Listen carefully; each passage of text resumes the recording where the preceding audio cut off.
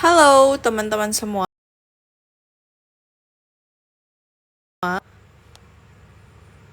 Ini ada 15 orang yang udah hadir ya. Kak Chamomile. Oke teman-teman, selamat datang kembali di live aku ya. Hari ini hari Senin, jadi makanya ada live. Semalam kita emang gak ada live karena hari Minggu libur ya teman-teman. Begitu juga dengan grup Telegram juga libur. Oke, sambil menunggu yang lain, kalian boleh di tap-tap layarnya dan juga di-share link live TikTok aku ke teman-teman kalian, mau itu di WA, Instagram, dan lain sebagainya, terserah kalian, biar mereka bisa belajar bareng. Dan juga silakan dijawab, ini untuk soal nomor 1 ya teman-teman ya, ini soal nomor 1, silakan dijawab untuk soal nomor 1-nya. Oke, ada yang udah tahu jawaban nomor 1 apa teman-teman? Ini soal nomor 1. Nah, seorang pimpinan klinik memiliki beberapa pegawai bidan. Pimpinan klinik tersebut melaporkan bidan yang bekerja dan berhenti di kliniknya setiap 3 bulan sekali pada Dinas Kota Kesehatan. Selain itu, dia juga melaporkan kepada organisasi profesi. Peraturan pemerintah yang mengatur hal itu adalah C, Kameliana C. Oke, silahkan ya teman-teman yang lain. Jawabannya apa?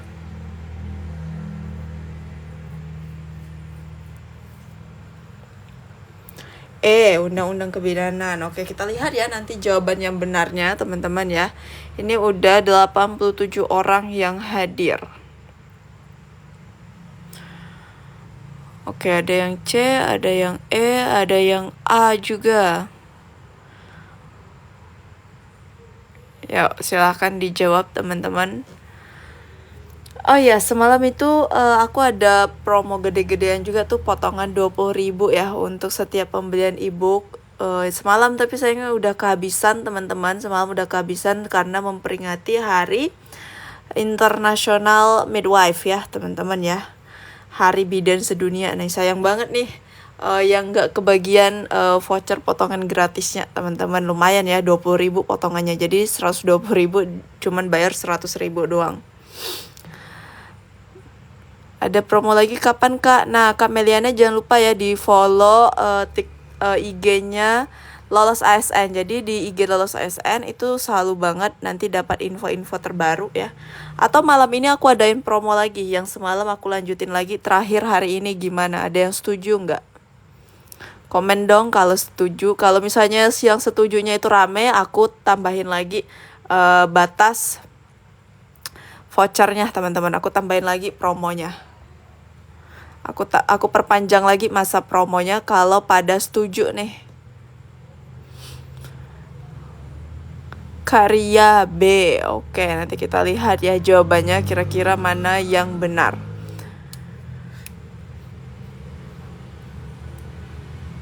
Boleh Kak? Oke, Kak Meliana boleh. Yang lain gimana nih? Atau Kak Meliana aja sendiri yang boleh? Oke, kita coba baca soal nomor 1 ya. Seorang pimpinan klinik memiliki beberapa pegawai bidan. Pimpinan klinik tersebut melaporkan bidan yang bekerja dan berhenti di kliniknya setiap 3 bulan sekali pada Dinas Kota Kesehatan. Selain itu, dia juga melaporkan kepada organisasi profesi. Peraturan pemerintah yang mengatur hal tersebut. Nah, ini bunyi dari Permenkes ya teman-teman ya. Isi ini itu plek ketiplek bunyi dari Permenkes 1464 pasal 22 teman-teman. Nah, tapi ya kalian bisa cari juga di internet ya, berarti sudah beli tanpa promo. Oke, siap Kak Astitia. Semangat terus ya persiapan P3K-nya. Oke, jadi Permenkes 1464 tahun 2010 ini sudah tidak digunakan lagi teman-teman ya. Jadi di peraturan itu udah tertulis tidak lagi berlaku. Nah, jadi Permenkes 1464 tahun 2010 itu sudah diganti dengan Permenkes nomor 28 tahun 2017 yang mengatur kalau nggak salah aku terkait praktek kebidanan lah ya teman-teman, izin dan praktek kebidanan kalau nggak salah aku.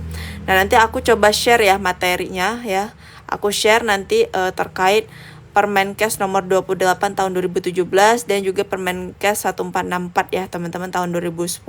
Nanti aku share di grup teman-teman. Jadi teman-teman yang udah bergabung ke grup ditunggu aja, nanti aku bakal share ya teman-teman. Cara belinya gimana Kak? Nanti di akhir ya kakakku, aku spill gimana cara belinya di akhir. Oke, ini berarti soal nomor 1 jawabannya adalah yang D. Lanjut lagi ke soal nomor 2. Kemarin gak ada undang-undang yang keluar Kak. Ya nggak apa-apa, kita belajar aja ya, antisipasi, siapa tahu nanti keluar pula tahun ini teman-teman. Nah ini soal nomor 2 ya. Seorang bayi laki-laki usia 2 tahun dibawa ibunya ke posyandu untuk penimbangan. Hasil anamnesa, bayi sehat, tidak ada keluhan. Hasil pemeriksaan keadaan CM, berat badan 10,5 kg, panjang badan 84 cm, suhu 36,8, pernafasan 30 kali per menit. Hasil jawabannya pada kuesioner pra-screening perkembangan KPSP berjumlah 8. Tindakan apakah yang paling tepat dilakukan pada kasus tersebut? Oke, KPSP-nya itu jumlah 8 teman-teman. Jumlah KPSP-nya itu adalah 8, dia usia 2 tahun ya. Oke, kira-kira mana nih jawaban yang benar teman-teman? Usianya 2 tahun ya, KPSP-nya itu berjumlah 8. Silahkan dijawab untuk soal nomor 2 teman-teman. Nah jadi kalau misalnya KPSP-nya berjumlah 8 itu hasilnya apa teman-teman? Hasilnya apa? Hasilnya apa kalau KPSP-nya bernilai 8? Sesuaikah, meragukan, atau menyimpang teman-teman?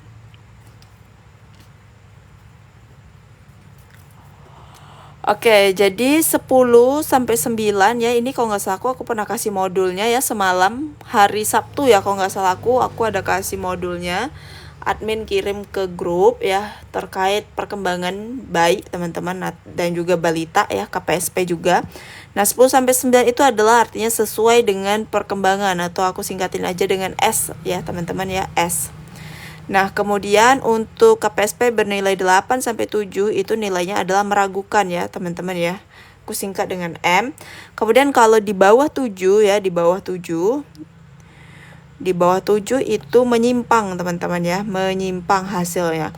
Nah, jadi di sini KPSP-nya itu nilai 8, maka jawabannya adalah meragukan, teman-teman. Nah, kalau meragukan, tindakan selanjutnya apa? Yaitu melakukan evaluasi KPSP lagi. Kapan dilakukan? 2 minggu kemudian. Nah, selain KPSP 2 minggu kemudian, kita harus mengajari ibunya untuk stimulasi perkembangan anak ya, teman-teman ya. Nah, tapi kalau misalnya dia normal ya, maksudnya tuh sesuai dengan perkembangan, nilai KPSP-nya 10 atau 9, nah maka dilakukan kembali penilaian perkembangannya itu 3 bulan kemudian ya. 3 bulan kemudian nih untuk yang baik teman-teman ya. Ini kalau yang biasanya hasil KPSP-nya normal. Tapi ini kan masih meragukan ya, maka perlu dilakukan evaluasi KPSP ulang 2 minggu kemudian. Oke, jadi untuk soal nomor 2 jawabannya adalah yang B. Ini silahkan dihitung benar salahnya ya teman-teman. Nanti di akhir coba ditotalkan berapa benarnya, berapa salahnya. Oke, kita next ke soal nomor 3. Kak, cara gabung grup Kak nanti di akhir ya, Kak Sofia ya, Kak Sofia Home Care, nanti di akhir aku kasih tahu gimana cara untuk gabung ke grup telenya. Oke, ini soal nomor 3 teman-teman. Seorang lahir spontan 2 jam yang lalu di rumah sakit, berat badan 4000 gram, panjang badan 51 cm, hasil pemeriksaan frekuensi jantung 120 kali per menit, pernafasan 40 kali per menit, suhu 36,5, lanugo sedikit, vernix caseosa kurang, kulit keriput, kuku jari panjang, geraknya aktif. Diagnosis yang ditanyakan, oke ini semua udah tahu lah ya. Di sini tanda-tandanya kita lihat. Lanugonya itu sedikit ya, lanugonya sedikit, vernix caseosanya juga udah mulai kurang nih. Kulitnya juga keriput ya teman-teman, kulitnya keriput, kemudian kuku jarinya panjang. Nah ini tanda-tanda dari penampakan bayi dengan postmatur atau postdeath teman-teman. Nah tapi kalau misalnya dia prematur, dia lanugonya itu, rambut-rambut halusnya itu tuh banyak teman-teman. Nah itu penampakan kalau bayi prematur, teman-teman. Jadi karena di sini lanugonya sedikit, vernica seiosnya kurang, kulit keriput, kuku jari panjang, itu maka jawabannya adalah yang E, teman-teman, postmatur. Oke, kita lanjut ya ke soal nomor 4, teman-teman. Ini silahkan dijawab. Alhamdulillah Kak, berkat sering nonton live sama beli soal-soalnya, saya lulus tahun kemarin. Makasih Kak. Wow, congrats ya Kak Rini ya. Aku senang banget dengar testinya dari Kak Rini. Semoga teman-teman yang lain juga bisa menyusul seperti Kak Rini ya. Jadi pelajar semangat terus belajarnya ya. Persiapannya itu coba lebih digetolkan lagi ya teman-teman. Harus persiapan mulai dari sekarang. Kalau nggak salah aku itu P3K nanti dibuka setelah CPNS ya, bulan Juli mungkin teman-teman pendaftaran. Nah ini masih bulan 5 ya, masih lama banget. Jadi lagi-lagi please persiapannya harus lebih dimatangkan teman-teman ya, supaya bisa lulus seperti Kak Rini dan teman-teman yang lain ya yang udah lulus. Semoga tahun ini rezeki kalian ya teman-teman. Jadi nggak perlu belajar, jadi nggak apa-apa capek belajar sekarang, sebentar aja ya, sebentar aja belajarnya. Yang penting kalian tahun ini lulus, jadi tahun depan tuh nggak perlu belajar lagi gitu. Jadi capeknya nggak bertahun-tahun teman-teman, nggak ngulang lagi gitu ya. Jadi semoga yang nonton ini yang lagi persiapan, semoga dilancarkan saat menjawab ujiannya nanti teman-teman. Oke, silahkan dijawab untuk soal nomor 4. Seorang perempuan usia 30 tahun G3P2A0 hamil 12 minggu ya datang ke PMB untuk memeriksakan kehamilannya. Bidan menerima dengan ramah dan sopan serta melakukan anamnesa, pemeriksaan fisik, pemeriksaan khusus, dan pemeriksaan penunjang. Bagian manakah dari langkah manajemen kebidanan yang dilakukan bidan pada kasus tersebut? Oke, jadi di sini dia mengakukan anamnesa nih ya. Anamnesa itu data subjektif atau data dari keluhan pasien seperti itu. Kemudian pemeriksaan objektif terdiri dari pemeriksaan fisik teman-teman. Pemeriksaan khusus ya masuk juga. Kemudian ada pemeriksaan penunjang. Nah ini merupakan salah satu dari pengumpulan data dasar teman-teman. Jadi itu ada langkah-langkah Varney ya, 7 langkah Varney ya kalau nggak salah aku.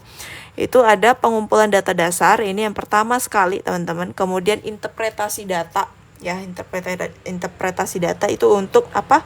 Nantinya untuk merumuskan diagnosis teman-teman ya, untuk merumuskan diagnosis dan juga masalah kebidanan. Nah kemudian setelah merumuskan diagnosis itu pasti ada lanjut ke menegakkan diagnosis potensial. Potensial itu maksudnya diagnosis kedepannya teman-teman ya, seperti itu yang akan terjadi, sehingga harus menetapkan juga antisipasinya ya, seperti itu. Nah jadi misalnya diagnosisnya atonia uteri ya teman-teman ya, diagnosisnya atonia uteri. Nah nanti untuk potensialnya bisa menyebabkan perdarahan ya, bahkan kematian seperti itu. Jadi antisipasinya apa? Nah seperti itu ya. Jadi kemudian setelah ini ada lagi menyusun rencana asuhan menyeluruh untuk tindak lanjutnya. Kemudian baru evaluasi, ini yang paling terakhir. Jadi untuk kasus ini ya, yang sedang dilakukan bidan itu adalah pengumpulan data dasar teman-teman. Jadi untuk soal nomor 4 jawabannya adalah yang D. Kan nanti share grup ya, misal P3K udah pembukaan. Oh ya siap.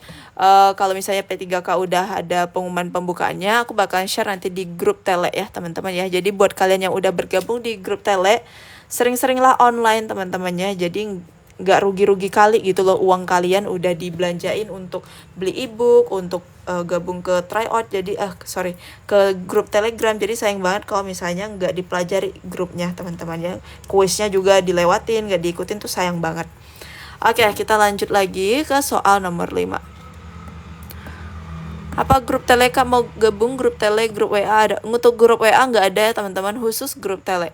Oke, ini teman-teman yang mau bergabung ke grup Telegram. Jadi grup Telegram aku tuh bersifat private ya teman-teman ya. Jadi nanti di akhir live aku kasih tahu gimana cara untuk bergabung ke grup live-nya. Jadi kalian grup tele. Jadi kalian tonton aja dulu, fokus ke pengerjaan soal live. Nanti di akhir pasti aku kasih tahu gimana cara untuk gabung ke grup telenya. Oke, silahkan dijawab untuk soal nomor 5 guys.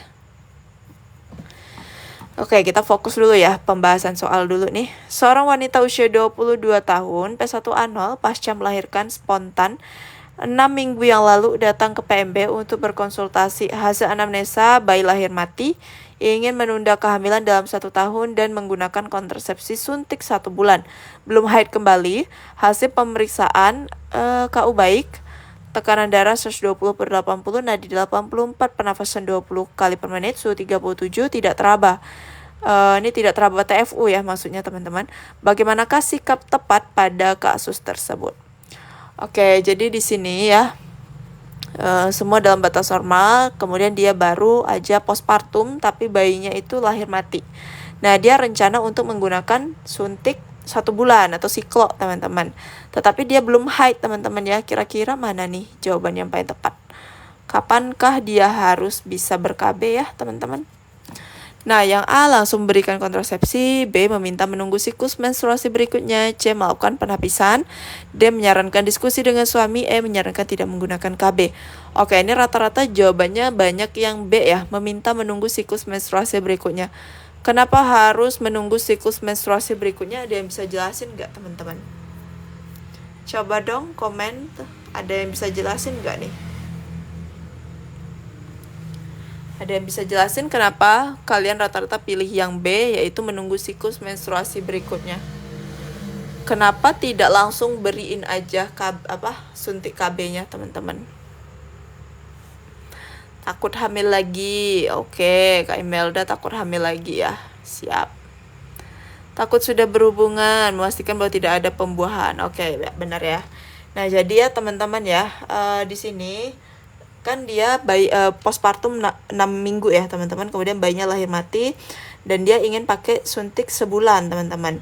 Tapi di sini dia belum haid ya, belum haid. Jadi maka kita suruh dia tunggu dulu nih, tunggu dia untuk haid dulu teman-teman. Tujuannya apa? Tujuannya takut ada terjadi pembuahan dan kehamilan teman-teman, seperti itu ya. Jadi sangat disarankan untuk menunggu siklus haid berikutnya ya, seperti itu. Jadi untuk soal nomor 5 ya, jawabannya adalah yang B teman-teman. Oke, kayaknya ini udah pintar-pintar semua ya. Semoga nanti waktu ujian bisa lah jawab ya semua teman-teman, dan semoga jawabannya tuh benar dan juga lulus tahun 2024 ya. Semoga ini calon angkatan lulus 2024. Oke teman-teman.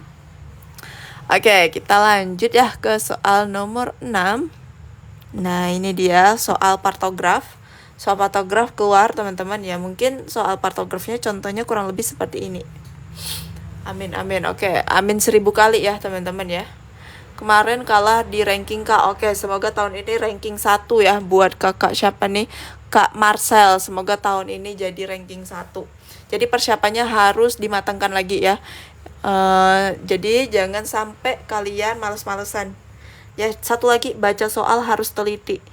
Jangan buru-buru ya, tapi harus teliti teman-teman. Makanya itulah perlunya simulasi ya, pengerjaan soal setiap harinya. Jadi kalian udah terbiasa nih dengan membaca soal-soal yang panjang, menganalisis soal, jawaban ya, seperti itu. Jadi nggak kaget lagi gitu loh tujuan untuk pembahasan soal setiap hari.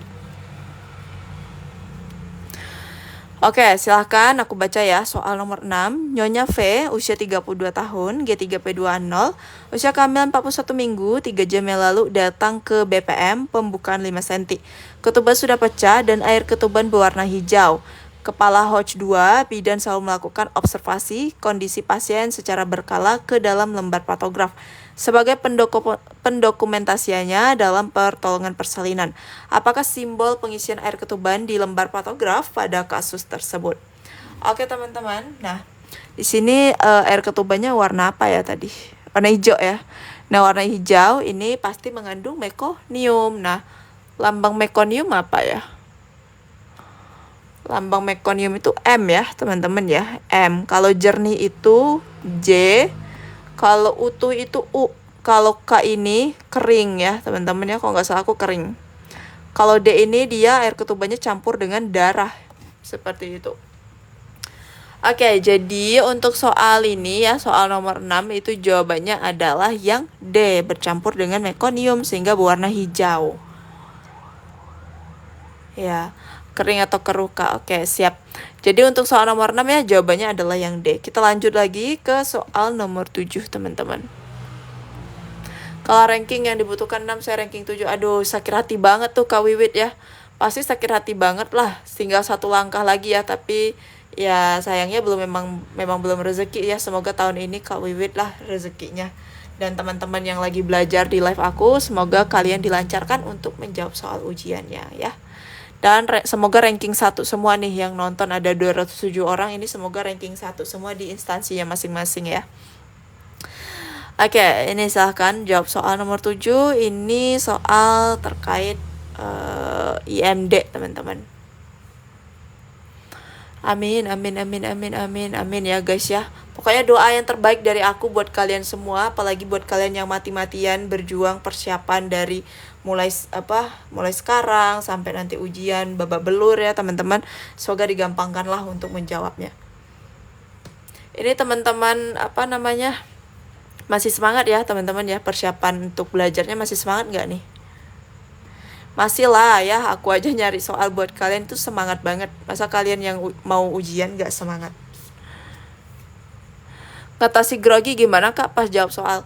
Nah jadi teman-teman pas ujian itu dibawa santai aja. Jadi itu yang penting udah berdoa. Kita kan udah berdoa ya, udah berdoa, udah belajar juga ya. Jadi ya udah serahin aja ke Tuhan kayak gitu.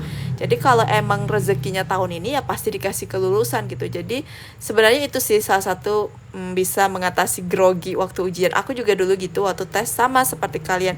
Jadi takut gak lulus, takut ini, tapi kan kita pasrah aja kali ya, udah belajar juga udah berdoa, yang penting minta yang hasil yang terbaik kayak gitu. Dan akhirnya emang lulus, sepasrah itu aja teman-teman. Jadi pasrahin aja, jadi jangan yang ngebet sampai grogi, sampai pusing kepalanya, udah santai biasa aja teman-teman.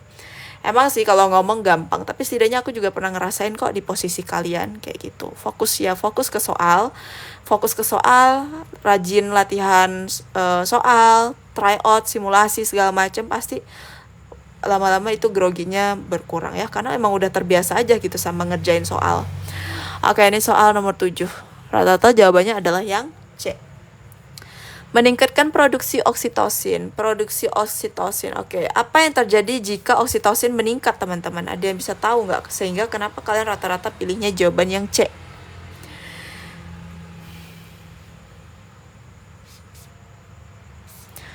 Bayi Nyonya M sudah lahir jam 12 siang di klinik dengan berat badan 3.500 gram.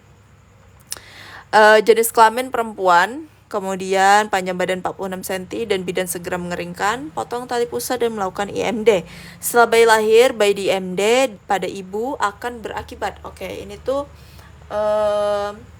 manfaat IMD pada sisi ibu ya teman-teman ya. Manfaat IMD pada sisi ibu itu apa? Yang A, rasa nyaman bagi ibu. B, meningkatkan produksi ASI. Kemudian meningkatkan produksi oksitosin. Yang D, meningkatkan produksi progesteron. E, meningkatkan produksi prostaglandin, mencegah terjadi perdarahan dan kontraksi jadi bagus. Ya, benar ya. Oke, jadi oksitosin itu selain untuk memperlancar pengeluaran ASI, juga untuk involusi uteri ya teman-teman ya, involusi uteri, sehingga mempercepat involusi uteri, kemudian mencegah perdarahan juga. Makanya diperlukan IMD nih kalau bayinya yang enggak high risk ya. Contoh bayi yang high risk itu kayak asfiksia ya. Jadi kalau bayi asfiksia itu tidak dianjurkan untuk dilakukan IMD teman-teman. Jadi IMD itu syaratnya adalah untuk bayi-bayi yang normal ya teman-teman ya, yang berat badannya itu lebih dari 2.500 gram seperti itu. Nah jadi untuk ini ya, manfaat IMD pada ibu itu adalah dapat meningkatkan produksi oksitosin teman-teman. Jadi untuk soal nomor 7 ya jawabannya adalah yang C. Duh ketinggalan. Oke, Kak Yuli baru bergabung ya. Ini kita masih ada 2 soal lagi. Nah jadi Kak Yuli nanti di akhir ya, silakan ditonton aja sampai akhir, nggak apa-apa ketinggalan, nanti aku ulang lagi untuk kalian bisa screenshot teman-teman. Nah ini soal nomor 8, silakan dibaca ya teman-teman ya. Tujuan utama rooming in adalah, rooming in itu adalah rawat gabung ya, rawat gabung ibu dan bayi. Tujuan utamanya sekali itu adalah untuk apa teman-teman? Ini gampang lah. Ini tahun lalu ada beberapa yang dapat tujuan rooming in teman-teman. Mungkin di sini ada yang dapat tujuan dari rooming in enggak? Besok jam berapa live-nya Kak? Seperti biasa jam 7 malam. Ada yang ujian dapat rooming in enggak? Tujuan utama rooming in teman-teman. Boleh dong komen-komen di kolom komentar. Ada soalnya ini tahun lalu Kak saya dapat. Oke, siap Kakak. Siapa nih? Kakak siapa tadi? Kak Oceana. Oke, Kak Oceana itu tahun lalu dapat rooming in ya, teman-teman ya. Karena aku nggak dapat soalnya. Oke, berarti ada beberapa yang dapat, ada beberapa yang nggak dapat. Nggak apa-apa ya, teman-teman, belum rezeki aja itu. Oke. Jadi tujuan utama rooming in yaitu adalah yang B, teman-teman, memfasilitasi pemberian ASI eksklusif. Nah, ini ingat yang ditanyakan adalah tujuan utama. Dengan rawat gabung, jadi ibu bisa menyusui bayi kapanpun ya. Jadi nggak ada hambatannya ya, teman-teman, nggak ada terpisah oleh jarak, teman-teman ya. Nah, sehingga bisa memfasilitasi pemberian ASI secara eksklusif dan on demand, teman-teman, on demand ya, seperti itu. Jadi untuk soal nomor 8 jawabannya adalah yang B. Emang udah ada tes P3K lagi ya? Ada kakak siapa nih? Ibu Kavi Kama. Ada untuk pembukaan P3K itu setelah CPNS, teman-teman. Jadi pembukaan CPNS dulu, baru nanti P3K. Oke, kita lanjut ya ke soal nomor 9. Oh ya, tadi ada juga yang kasih tahu aku bahwa D4 pendidik bisa ikut P3K. Ada formasinya di daerah kakak. Tadi tuh ada yang WA admin ya. P3K untuk umum, Kak. P3K untuk umum sih belum ada info lanjut ya. Kita tungguin aja ya, kakak biduan ya. Kakak biduan, kita tunggu aja. P3K bulan berapa, Kak? P3K bulan, kalau nggak salah aku bulan Juni atau Juli ya. Seperti sekitaran bulan itu deh. Nanti kalau misalnya udah buka, aku share lagi-lagi, aku share di grup Telegram ya. Supaya kalian bisa cepet-cepet daftar nih. Dan makin semangat belajarnya.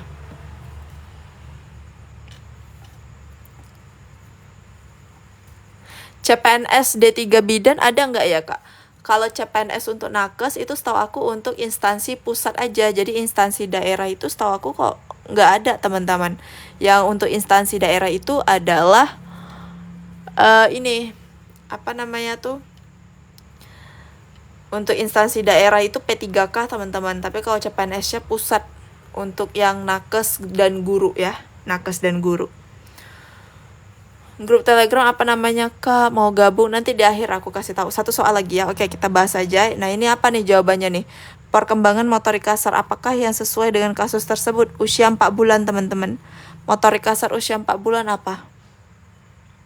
A. Duduk tanpa pegangan. B. Bangkit dengan kepala tegak. C. Berguling dari tegak ke tengkurap. D. Memalingkan kepala dan kiri ke kanan. E. Duduk dengan bantuan dalam waktu yang singkat. Oke, terkait perkembangan bayi ya, nanti aku coba share ya. Misalnya 1-2 bulan udah bisa apa ya. Sebenarnya itu ada di buku KIA. Tapi nanti aku lihat dulu ya materinya aku punya nggak. Nanti kalau misalnya udah ketemu ya, aku bakalan share di grup kalian, di grup Telegram kita.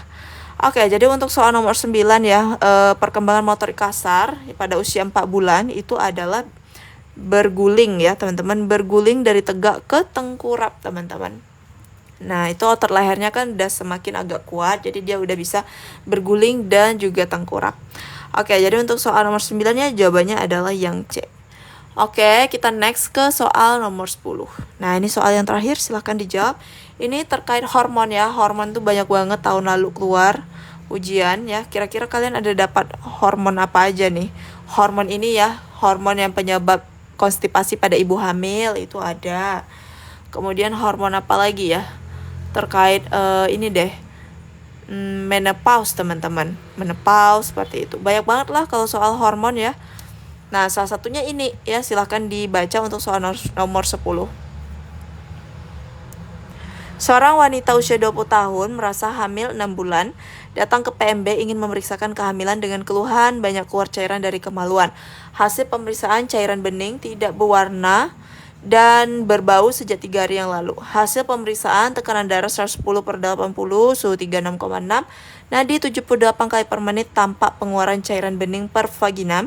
Disebabkan peningkatan hormon, apakah keadaan yang dialami pada kasus tersebut? Oke, cairan bening tidak berwarna, berbau sejak 3 hari yang lalu. Kita curiga ini adalah flor albus atau keputihan, teman-teman.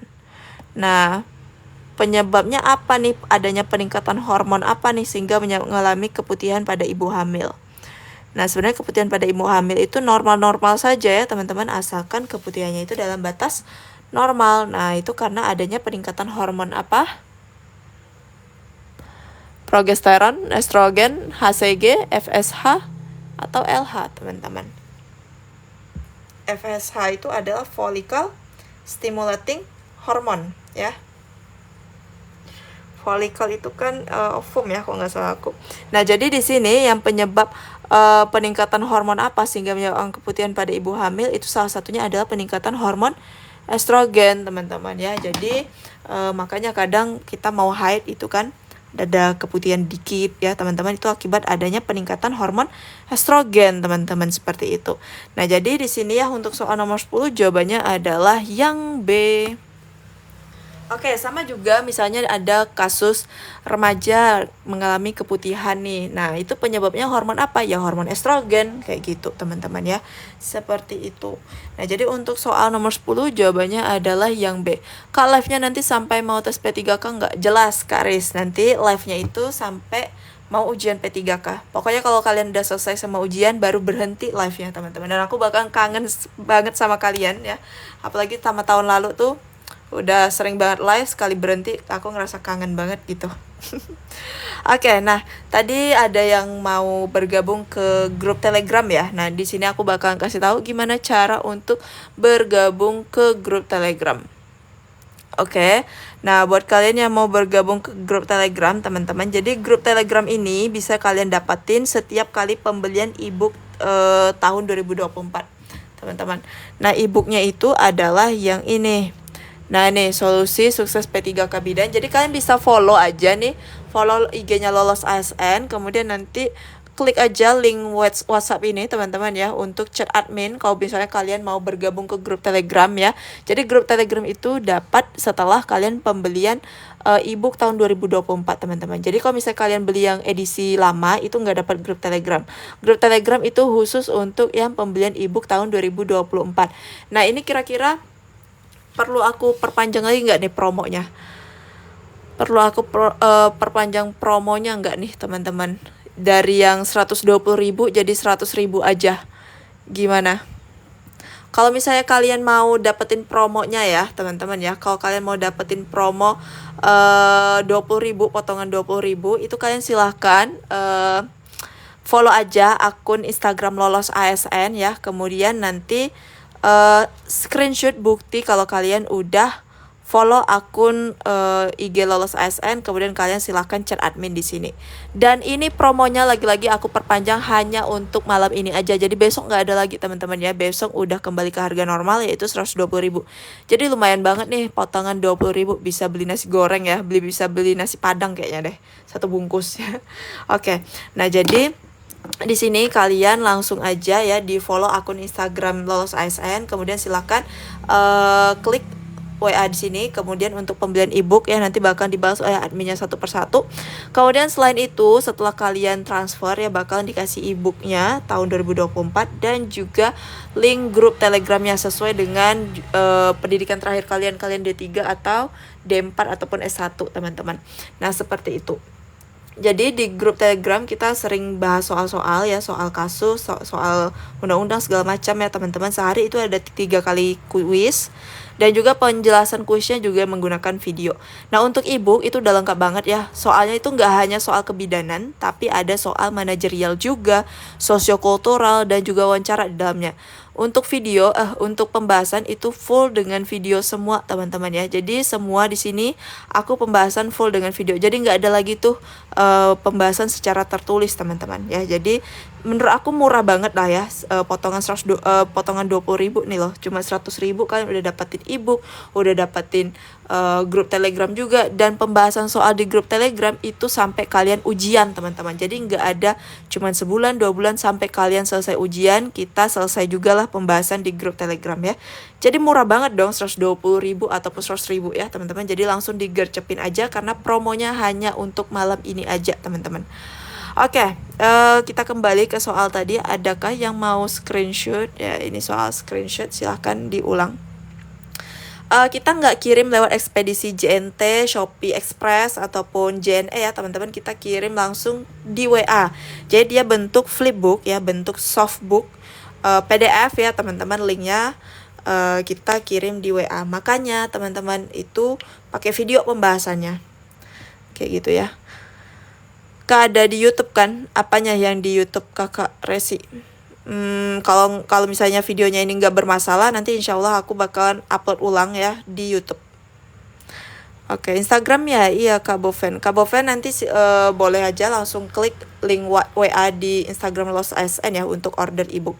Ini soal nomor 9, ini soal nomor 8. Siap Kakak live, selalu mengikuti sampai YouTube juga, lihat soal-soal dari Kak. Alhamdulillah los nunggu SK. Oke, congrats buat Kak Nina. Sukses terus ya buat Kak Nina ya. Semoga teman-teman lain bisa juga jadi Kak Nina selanjutnya. Oke. Soal nomor 8, soal nomor 7. Iya ini live-nya Kak. Iya nanti kalau misalnya kadang video live aku tuh suka bermasalah, nggak tahu kenapa. Jadi nggak bisa diunduh gitu. Jadi aku usahain semoga yang ini bisa diunduh dan bisa diupload ke YouTube. Soal nomor 6. Soal nomor soal nomor 5, kemudian soal nomor 4, kemudian soal nomor 3. Silakan di screenshot teman-teman yang ketinggalan. Soal nomor 2, soal nomor 1. Oke Kak, makasih. Oke teman-teman, kayaknya live kita cukup sampai sini. Besok kita lanjut lagi ya, jam 7 malam seperti biasa. Dan buat kalian yang udah order, yang udah chat admin, mohon bersabar, nanti bakalan dibalas oleh admin satu persatu ya teman-teman. Ingat, promonya hanya aku perpanjang untuk malam ini. Jadi besok nggak ada lagi ya teman-teman, besok nggak ada lagi. Besok udah kembali ke harga normal. Oke, sekian dari aku ya. Terlebih kurang aku mohon maaf. Terima kasih banget udah berpartisipasi dan udah bergabung ke live aku. Terlebih kurang aku mohon maaf, dan semoga kalian lulus P3K tahun 2024 dan menjadi angkatan P3K 2024. Oke teman-teman, segitu aja dari aku. Sampai jumpa besok. Bye-bye.